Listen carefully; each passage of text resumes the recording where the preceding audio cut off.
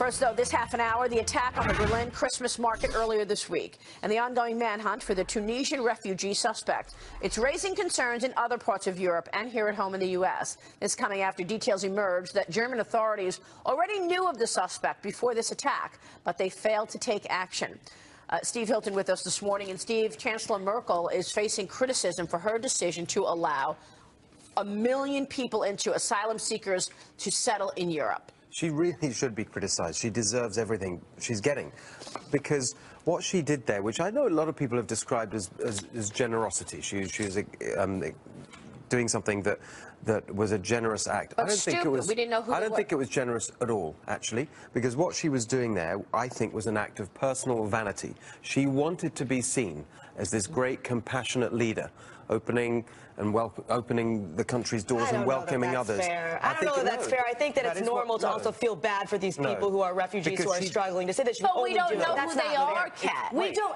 Oh no. I'm not saying that we shouldn't be concerned, but I'm saying to say that she would do it for only selfish reasons seems a little disingenuous. It's not disingenuous. I'm absolutely convinced that she was trying to send a message about who she was, her legacy, and what Germany is. It was incredibly irresponsible, not just for Germany and Germany's security, as we've seen, but for the whole of Europe, because what that created was an incentive for people to leave. And that affected countries right across Europe, not just her own, and many other governments didn't want her to do it, and there are other ways of meeting that compassionate desire to help people in terrible distress. For example, supporting the refugee camps in the region, creating safe zones. There's so many other things. How about a safe zone near Syria? And she didn't do that.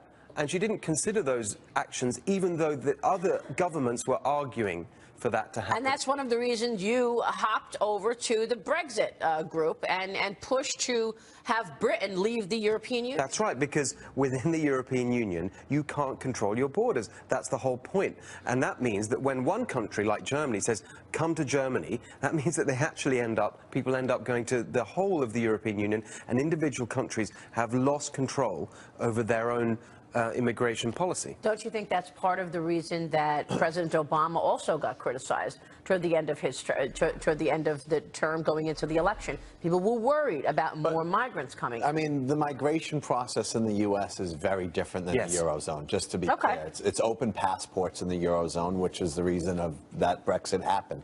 In the U.S., the vetting process takes 1.5 to 2 years for someone to come over. It does not happen overnight. So there's a real difference between the two. And when Obama was talking about the number of people we were taking in, it is exponentially smaller than what was going through. Yeah. And so there's a real vetting process. But when you look at the terrorism that has happened in this country this year and last year, many of these people were on visas that they either overstayed or visas that they were able to get. Well, there's no question we have to look at our visa policy, both ways. In some ways we're too onerous, and in some ways we're too lenient. There's going to be a lot of discussion with Homeland Security, the best way forward, obviously. But we have had a tight process in the U.S. versus rest of the world. But Steve, just with respect to what you're saying about being compassionate, we need a global agreement how we're going to deal with Syrian refugees and what's happening in Aleppo. We can't. I think safe camps is very difficult, especially when you have, literally combat everywhere around you. It just is difficult to take place. So we need. I don't know what. I'm not that smart on foreign policy stuff, but we need a wholesale answer to this. Well, that I completely agree with, and we've got to recognize that. Not the not smart, just the wholesale answer. No, I agree with that. I think you're right that you've got to look at every aspect of it, including the root causes, what's going on, and our own policy failures that have led to this. But I thought Kat made a really great point earlier when we were talking about this, which is it isn't just about immigration. It is about people already here, and the way in which people self-radicalize based on things they read, other things that make. And they do not assimilate into the country. Exactly. No. That's so important, and that is done disastrously in Europe. Again, much worse than here, and we've got to make sure in America that we don't end up like situations you have particularly in France and in Belgium, where you've got communities that are just completely separate. I don't know. And some communities that are no-go zones, that even the police won't go because it's too dangerous. The registration that they're talking about is an incredible slippery slope, and I hope they don't go down that path. Stupid idea. Okay, there are other ways to make sure migration is safe. How do you do it? you have an incredibly tough vetting period, and if you don't know actually who they are and where they come through and their chain of history, then you don't let them in. Would you even call it extreme vetting? I would probably not call it extreme That's what vetting. Donald Trump calls I would it. call it appropriate vetting. Right, but I think it's not just you're serious. describing By the way, what he's it's not arguing. just. That's right. It's not that is just what he is Syria, arguing for. But we do that. We have a tough vetting process, and I think when the president and his team goes into office, it will be interesting where they see the change that has to take place versus today. Jay Johnson and Homeland Security has done a really remarkable job on this, which is why we've been safer than rest of the world. Wasn't there a storyline there that, you know, the administration were telling the agents don't look at their social profile?